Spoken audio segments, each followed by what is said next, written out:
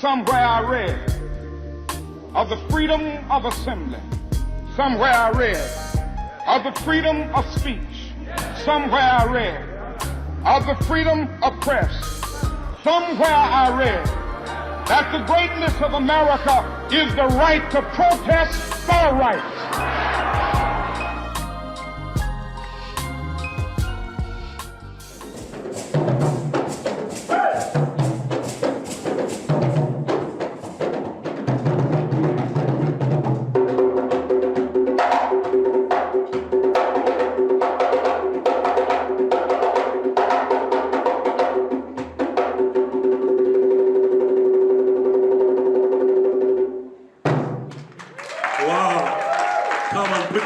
Together, wow.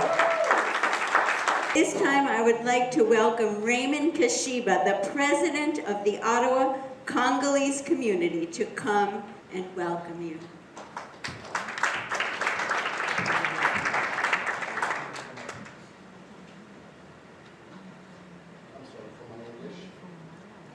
Distinguished guests, ladies and gentlemen, members of the DreamKEEPERS, it is an honor to join you today for the 20th anniversary of the Martin Luther King Day Award Ceremony. This occasion reminds us of Dr. King's dream, a dream of justice, equality, and human dignity for all. Dr. King once said, "Injustice anywhere is a threat to justice everywhere." These words resonate deeply as I stand here to speak about an injustice that cannot be ignored: the use of female genital mutilation, FGM, as a weapon of war in the Democratic Republic of Congo. FGM is a heinous violation of human rights. In the DRC, armed groups have weaponized this practice to instill fear, control communities, and perpetuate cycles of trauma. It is a crime that robs women and girls of their bodily autonomy, health, and futures. The use of FGM as a war tactic exacerbates the suffering of communities already torn apart by decades of conflict. This violation reflects a broader crisis in the DRC, where instability, resource exploitation, and impunity fuel a humanitarian disaster. We must act together to address these atrocities. The DRC cannot confront these challenges alone. Here's what we can do. Raise awareness by breaking the silence surrounding FGM and its devastating impact. Demand accountability to support efforts to bring perpetrators to justice through national and international mechanisms. Invest in survivors by providing physical, psychological, and economic support to women and girls who have endured these atrocities. And also to build partnership, to collaborate with grassroots organizations and global institutions to tackle the root causes of gender-based violence and conflict. Dr. King's dream teaches us that injustice anywhere concerns us all.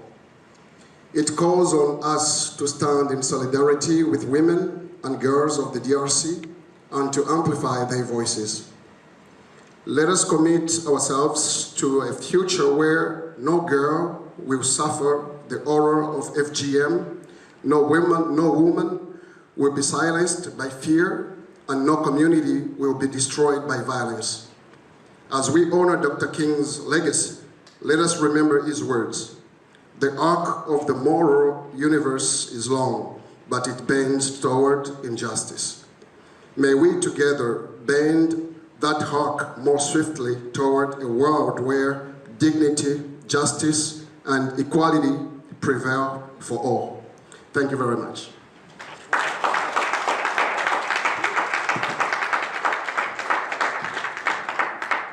Wow, those are beautiful words to remember. Honored to receive the 2025 DreamKEEPERS, the Michelle Obama Beloved Community Builder Award. Thank you, my dear community sister Denise, for your warm and inspiring introduction. A heartfelt thanks also to the nominated committee, especially Daniel Stringer, for ensuring Dr. King's flame continues to burn brightly in our city. And to all the esteemed recipients, guests, family, and friends here today, I'm truly grateful to share this moment with you.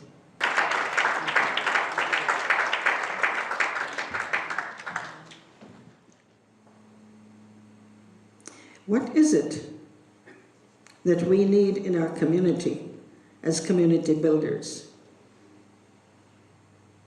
To talk to a community builder par excellence, talk to Rawlson King. This year, the United States commemorates the 30th anniversary of Dr. Martin Luther King Jr. Day.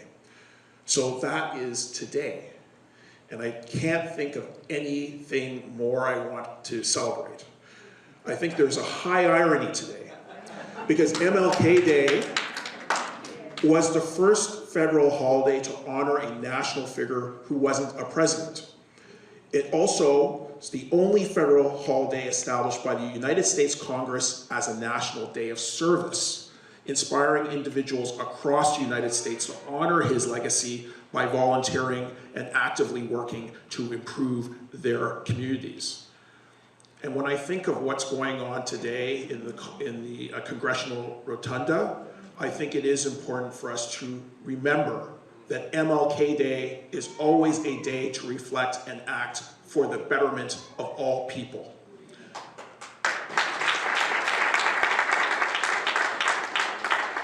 This day is a profound reminder of the journey of diversity, equity, and inclusion Dr. King wanted to usher in a society rooted in dignity and equality. Today is a call to action.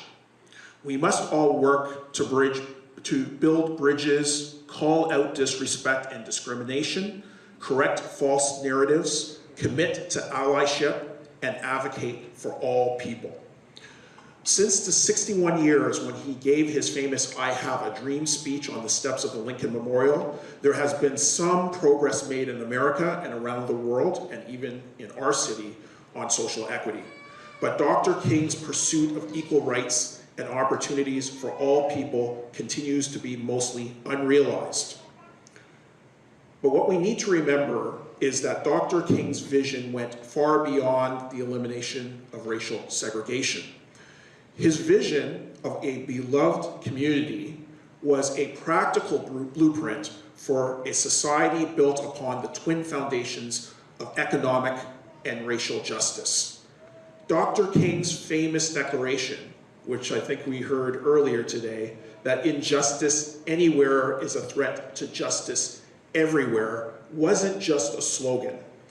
It was a profound moral commitment that compelled him to speak out for all who faced oppression.